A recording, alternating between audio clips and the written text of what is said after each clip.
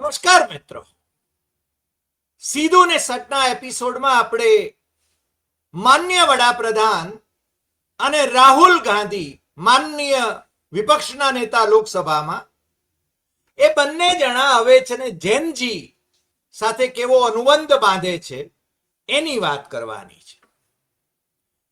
આમ તો નરેન્દ્ર મોદીની સરકારે જેનજી પર અત્યાચાર ગુજાર્યો એની આપણે ઘણી બધી વાતો કરી છે, એટલે એનું પુનરાવર્તન કંઈ કરવાની જરૂર નથી. પરંતુ જે દેશમાં 40 કરોડ જેટલા યુવા પેઢીના મતદારો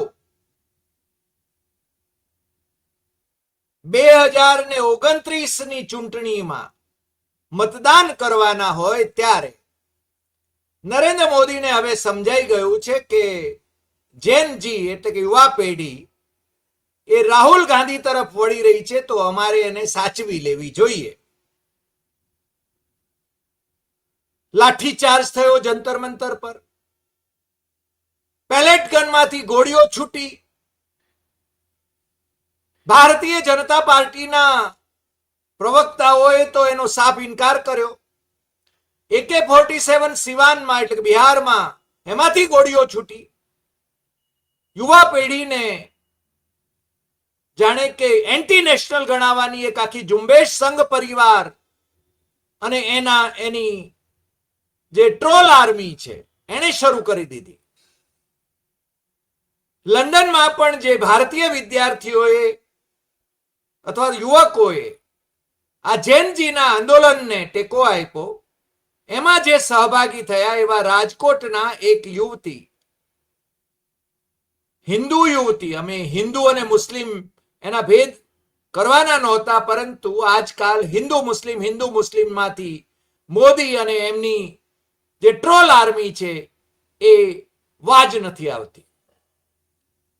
એ પુરોહિત કન્યા એને મુસ્લિમ ગણાવીને, એને પાકિસ્તાની ગણાવીને, એને પાકિસ્તાન દૂતાવાસમાં મીટિંગો કરી રહી છે એવું ગણાવીને એને બદનામ કરવાની જે કોશિશ કરી, એ કેટલી હીન કક્ષાએ આ લોકો જઈ શકે છે એ બતાવે છે. જંતર મંતર ઉપર જે રીતે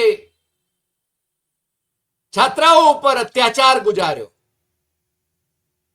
જે રીતે પશ્ચિમ બંગાળમાં, બિહારમાં, દેશભરમાં અને મે મહિનાથી યુથ કોંગ્રેસ અને NSUI એના જે કાર્યકરો ઉપર મોદી સરકારે જે અત્યાચાર ગુજાર્યો, એ પછી એને સમજાઈ ગયું છે હવે તો કે આ દીપકે અને વાંગચુક ના ખેલ હવે ચાલવાના નથી.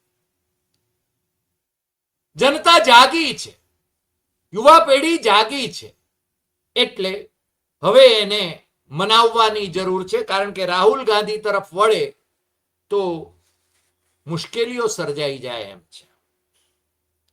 એટલે રાહુલ ગાંધી આ જૈનજી સાથે જે છાત્રો કી ગુંજ કાર્યક્રમ કરે, કોટામાં કર્યો, દેહરાદૂનમાં કર્યો અને હમણાં પ્રયાગરાજમાં પણ કર્યો, હજારોની સંખ્યામાં વિવિધ રાજ્યોના છાત્રાઓ એ ઉમટી રહ્યા છે ને એમના કાર્યક્રમો ફ્લોપ કરવા માટે ભારતીય જનતા પાર્ટીની રાજ્ય સરકારો જે કામ કરી રહી છે એનાથી તમે અજાણ તો નથી જ, પણ નરેન્દ્ર મોદીના આ બધા પ્રયાસો ફ્લોપ જઈ રહ્યા છે. જંતર મંતર પર જે આંદોલનકારીઓ હતા એમને એન્ટી નેશનલ ગણાવવા સુધી જનાર ભારતીય જનતા પાર્ટી અને એના પ્રવક્તાઓ અને એની ટ્રોલ આર્મી, સંઘ પરિવારના હોદ્દેદારો, અધિકારીઓ, એમણે યુ ટર્ન લેવો પડ્યો. મોદીએ ના છૂટકે શિક્ષણ મંત્રી ધર્મેન્દ્ર પ્રધાનનું રાજીનામું લેવું પડ્યું. હજુ તો મોદી અને શાહ એ સંસદમાં મોઢું બતાવી શકતા નથી. કદાચ આવતીકાલે સોમવારે અમિત શાહ સંસદમાં આવે એવી શક્યતા છે. આવે છે કે નહીં એ ખબર નથી, અને આવે તો એમણે જે રીતે સ્વાગત કરવું પડશે એ પણ જોવા જેવી થવાની છે. એ નરેન્દ્ર મોદીને ખબર છે. એટલે નરેન્દ્ર મોદી હમણાં આઈઆઈટીના દિલ્હીના કોન્વોકેશનમાં દીક્ષાંત સમારોહમાં ગયા અતિથિ વિશેષ તરીકે. એમની સાથે નવા એજ્યુકેશન મિનિસ્ટર પ્રહલાદ જોશી પણ હતા. બધી દેશની બધી જ કેન્દ્રીય યુનિવર્સિટીઓ અને ભારતીય જનતા પાર્ટી જ્યાં જ્યાં સત્તામાં છે ત્યાં જે યુનિવર્સિટીઓ છે એમાં આરએસએસના લોકોને કુલપતિ તરીકે મૂકવામાં આવ્યા છે. એ આપણે બધા જાણીએ છીએ અને એમની કક્ષા કેવી છે એ સુપ્રીમ કોર્ટના કેટલાક ચુકાદાઓમાં સરદાર પટેલ યુનિવર્સિટીના કુલકર્ણીને એક મુદત પૂરી કર્યા પછી બીજી મુદતે રાજીનામું આપવું પડ્યું એ પણ જાણો છો. અને દક્ષિણ ગુજરાત યુનિવર્સિટીમાં ડિસ્કોલિફાઈડ વાઇસ ચાન્સેલર એ મુદત પૂરી કરી શકે છે. આ સંઘની કૃપા છે. મહાત્મા ગાંધીએ સ્થાપેલી ગુજરાત વિદ્યાપીઠ કબજે કર્યા પછી ત્યાં જેમણે કબજે કરાવવામાં સહયોગ આદર્યો હતો અને જેને યુજીસીએ ડિસ્કોલિફાઈડ વાઇસ ચાન્સેલર જાહેર કર્યા હતા એવા મહાશય ગુજરાતની જ બીજી યુનિવર્સિટીમાં વાઇસ ચાન્સેલર થાય તો એ ક્વોલિફાઈડ ગણાય. આ નવો ન્યાય. પણ રાહુલ ગાંધીએ આ બધી પોલ છે ને ખોલવાની શરૂ કરી દીધી છે. છાત્રો કી ગુંજ કાર્યક્રમ પ્રયાગરાજમાં મંજૂરી આપ્યા પછી એ મંજૂરી રદ કરવા માટે સરકારી દબાણ આવે અને છતાં રાહુલ ગાંધી એ જ મેદાન ઉપર કેપી મેદાન ઉપર કાર્યક્રમ કરવા માટે કૃતસંકલ્પ હોય ત્યારે જખ મારીને ત્યાં મંજૂરી આપવી પડે. પરંતુ ગટરના પાણી ત્યાં છોડવામાં આવે જેથી છાત્ર છાત્રાઓ ત્યાં આવે નહીં, એમનો કાર્યક્રમ ફ્લોપ જાય એવી કોશિશ પણ થઈ. છતાં મારી પાસે રાહુલ ગાંધીના આ કાર્યક્રમની ફૂલ ટેક્સ્ટ છે. 17 પાનાની આ ફૂલ ટેક્સ્ટ એ મોદીને હચમચાવી નાખે એવી છે.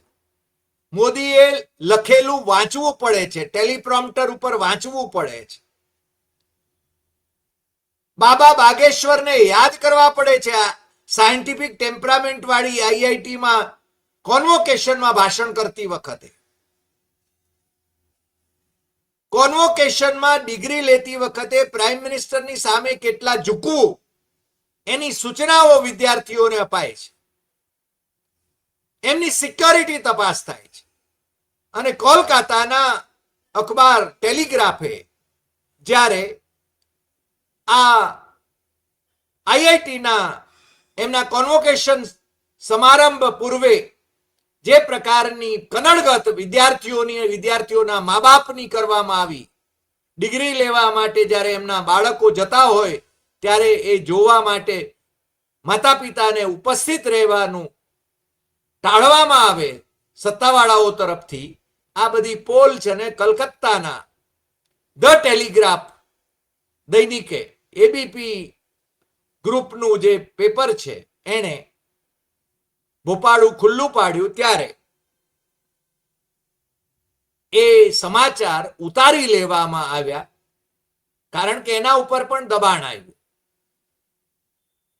અમે હંમેશા એવું કરીએ છીએ કે લિંક અમે છે ને અમારી પાસે સાચવીને રાખીએ છીએ, પરંતુ એ વિદ્યાર્થીઓને જે રીતે હેરાન કરવામાં આવ્યા એનો રિપોર્ટ જે હતો એ લિંક હતી, પણ એ લિંક છે ને એમાં સમાચાર અવેલેબલ નથી ગણાતા, વિડ્રો થઈ જાય છે.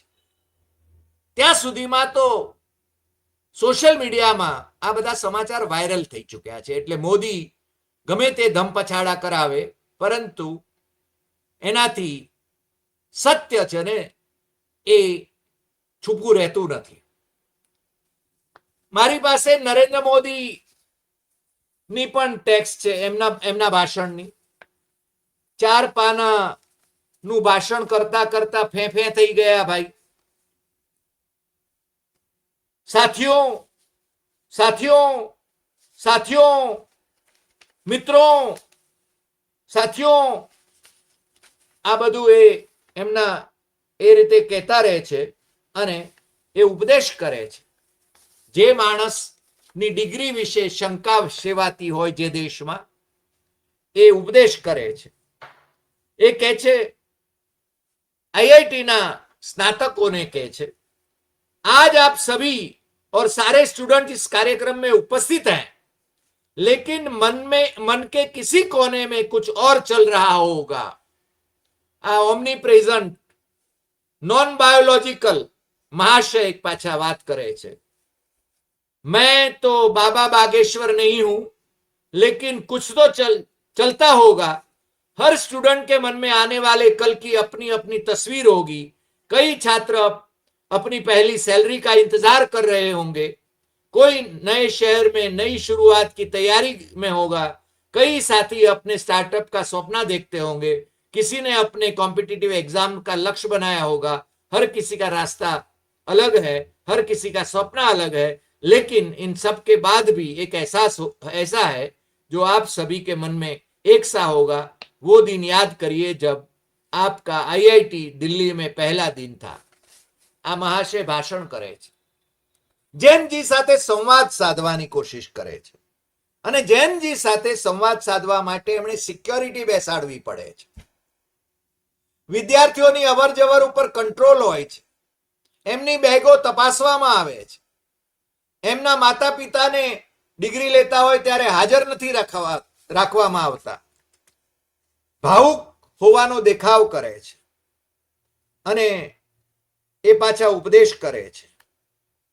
जब बदलाव का दौर आता है तब तक चुनौतियां भी आती है और नए अवसर भी पैदा होते हैं. दुनिया बदलेगी, टेक्नोलॉजी भी बदलेगी, इंडस्ट्री बदलेगी, प्रोफेशंस भी बदलेंगे, लेकिन इन सब के बीच मेरी बात याद रखिएगा, जो सीखेगा वो जीतेगा. जो नए चैलेंज के नए सॉल्यूशन खोजने का साहस रखेगा, चैलेंज उसके लिए चांसेस बन जाएंगे. भाई श्री उपदेशक तरीके तो બહુ હારા છે. મને લાગે છે 12 વર્ષથી ઉપદેશ જ કર્યા કરે છે. पिछली बार जब मैं आपके सीनियर्स के कॉन्वोकेशन में वर्चुअली जुड़ने का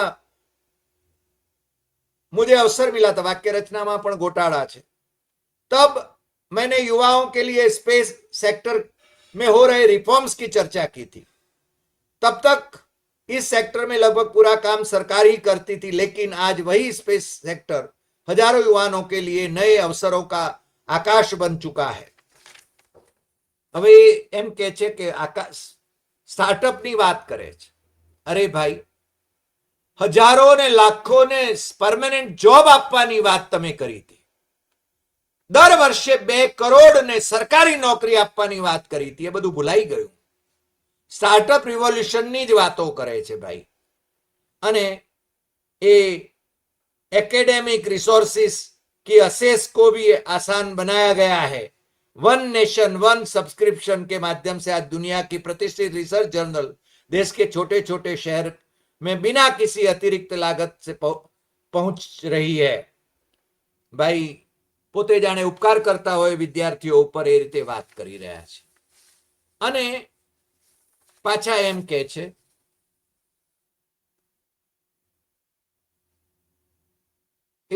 કે don't just ask questions, don't just ask questions, સવાલ ન કરો, have courage to find answers. એટલે તમારે સવાલ નહીં કરવાના, તમારે પોતાની મેળે જ જવાબો શોધવાના. મોદીને સવાલ કરવા માટે કોણ 12 વર્ષમાં કોઈ સવાલ કર્યા છે કે?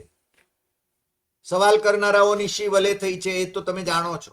અને છતાં હવે યુવા પેઢી જેન આલ્ફા એ સવાલ કરે છે. અને એટલા માટે પેલા આરએસએસ ના ભાગવત પણ એમના આરએસએસ ના અધિકારીઓ એટલે કે હોદ્દેદારો એ જૈનજીને એન્ટી નેશનલ કહે છે, જંતર મંતરના આંદોલનકારીઓને એન્ટી નેશનલ કહે છે અને ભાગવત પલટી મારે છે. કારણ કે એમને સમજાઈ ગયું છે કે આ જૈનજી એ મોદી શાહની સરકારને ઉથલાવી દેશે.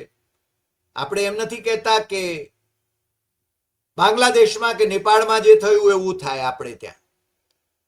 મોદી શાહની જગ્યાએ ભારતીય જનતા પાર્ટીના બીજા નેતા આવે અને એ જૈનજીની આશા આકાંક્ષાઓને પરિપૂર્ણ કરે તો પણ આપણને કોઈ જ વાંધો નથી.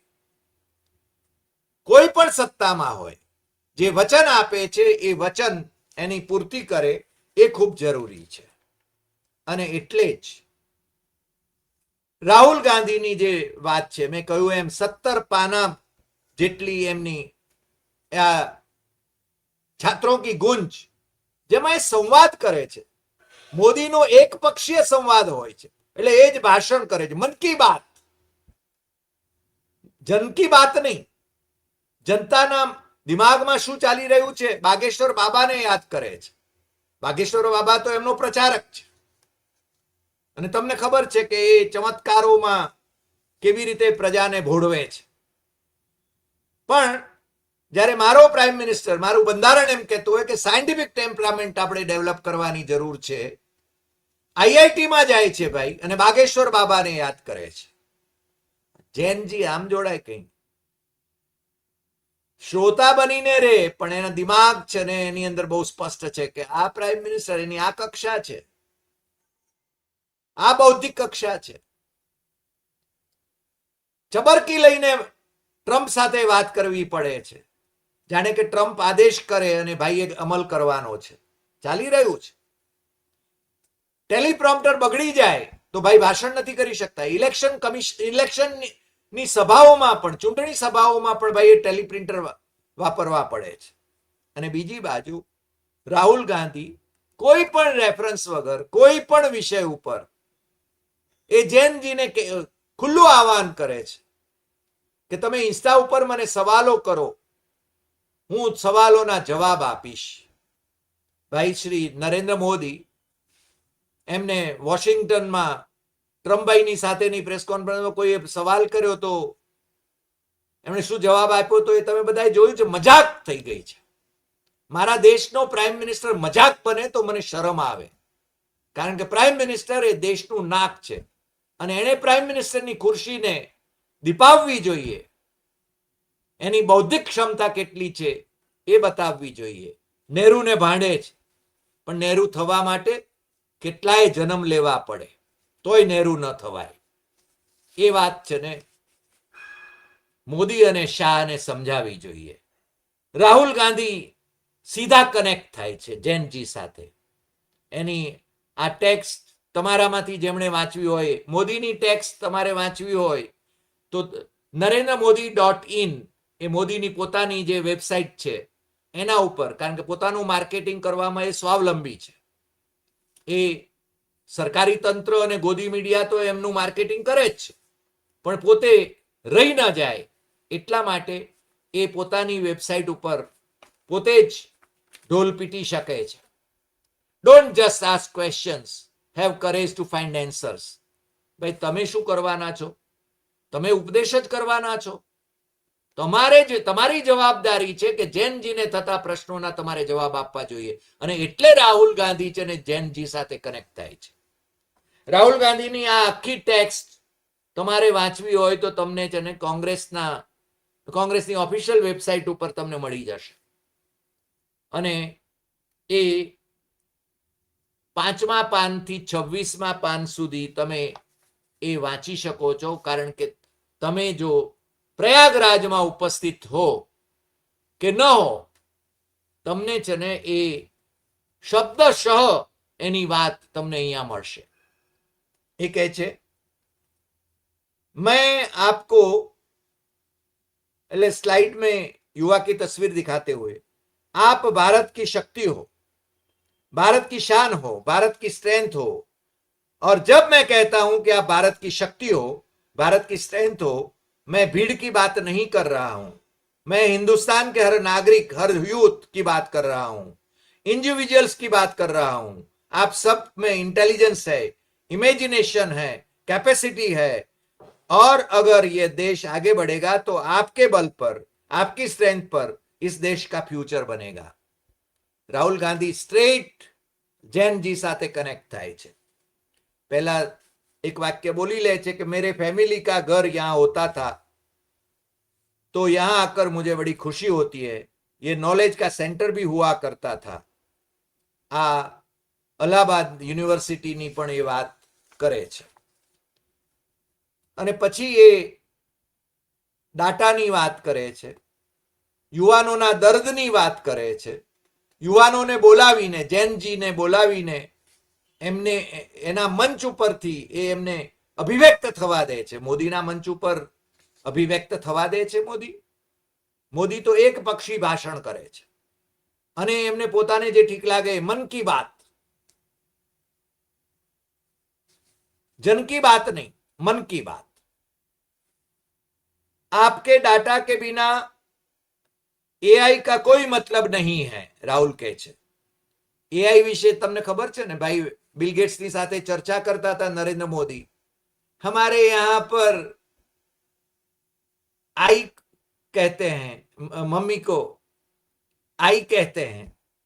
અરે ભાઈ, એઆઈ શું છે? એઆઈ ની છે ને જે પરિષદ યોજાઈ એના વિશે અમેરિકાની પેલી બહુ જ એઆઈની જે બહુ જ જાણીતી સંસ્થાએ કહ્યું કે આ તો સાવ બોગસ અને મિસહેન્ડલ પેલી કોન્ફરન્સ હતી. એની બહુ જ ટીકા કરી હતી એમણે, પણ છતાં ભાઈ ઢોલ પીટવામાં સ્વાવલંબી છે. પણ રાહુલ કહે છે કે આપકે डाटा के बिना एआई એટલે આર્ટિફિशियल इंटेलिजेंस ની વાત કરે છે, આઈ ની વાત નથી કરતા. एआई का कोई मतलब नहीं है. अगर एआई बनता है तो आपके डाटा के बेसिस पर बनता है. અને પછી એ આખી ડાટાની વાત કરે છે, યુથના પોટેન્શિયલની વાત કરે છે અને એજ્યુકેશનના સર્ટિફિકેટ તમને મળી જાય છે, પણ પછી શું એની વાત કરે છે. આ વોટ્સઅપ યુનિવર્સિટીઓમાં કેવી હાલ થાય છે એની વાત કરે છે અને એ આગળ ઘણી બધી વાત કરે છે. પણ એમાં 8મા પાના ઉપર એને બહુ સરસ એક વાત કરી છે.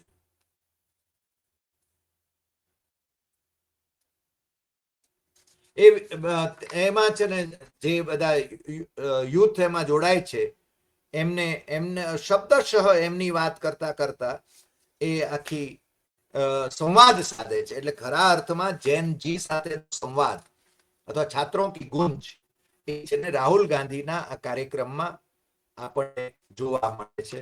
અને મેં કહ્યું એમ કે 3 દરવાજાની એ વાત કરે છે. પહેલો દરવાજો એ કઈ રીતે મોદી સરકારે બંધ કરી દીધો છે. जो छोटे व्यापारी रोजगार दिलवाते थे, जो पहले हिंदुस्तान में होता था, leather industry, textile industry, automobile industry, अलग अलग इंडस्ट्री में मैन्युफैक्चरिंग जो होती थी वो सारा का सारा खत्म हो गया. ये पहला दरवाजा बंद हो गया. दूसरा दरवाजा एंटरप्रेन्योरशिप का है, जिसको स्टार्टअप इंडिया कहा जाता है. स्टार्टअप इंडिया में सबसे जरूरी चीज आप जैसे स्टूडेंट्स को बैंक लोन, छोटे बिजनेस को बैंक लोन, फाइनेंशियल सपोर्ट. भाइयों और बहनों, हिंदुस्तान के बैंक्स आप जैसे स्टूडेंट्स को 1 रुपया कभी नहीं देंगे. अंबानी अडानी को लाखों करोड़ रुपये देंगे मगर आपको 1 रुपया नहीं देंगे. 90% स्मॉल एंड मीडियम इंडस्ट्री जो है उसको बैंक लोन नहीं मिलता है. एंटरप्रेन्योरशिप का दरवाजा बंद है.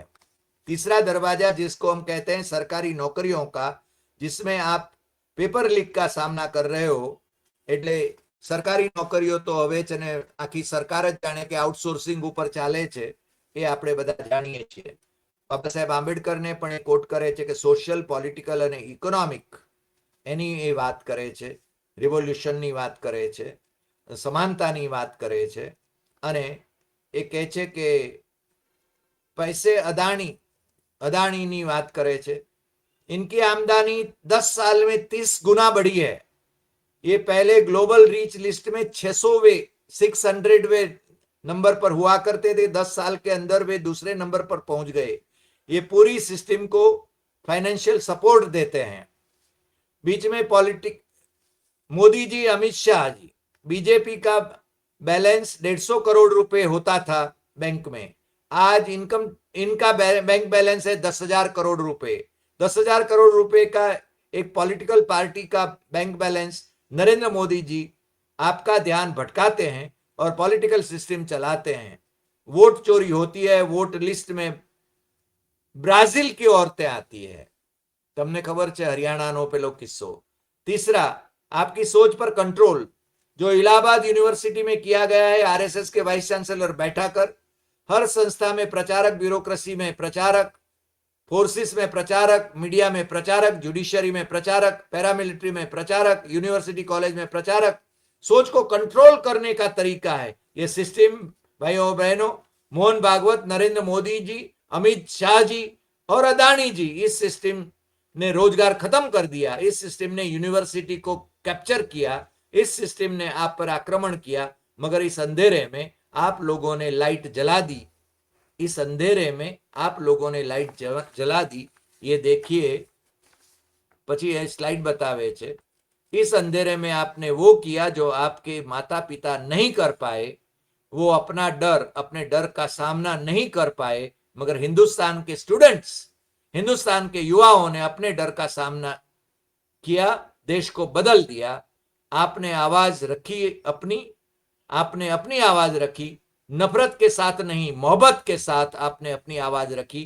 आइए हम आपकी आवाज सुने, एम करीने ए बात करे छे। छात्रोनी, बीजा छात्रोने बोलावे छे अने ए मोहब्बतनी बात करे छे अने ए पछी एम पण कहे छे।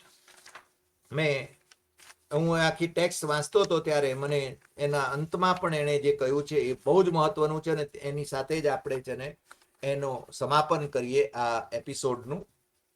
અને તમને ગમે તો તમે સૌથી વધારે શેર કરજો, કારણ કે એક બાજુ મોદી છે, બીજી બાજુ રાહુલ ગાંધી છે, બંનેના બૌદ્ધિક સ્તર શું છે એ તમને અને દુનિયા આખીને ખબર પડે।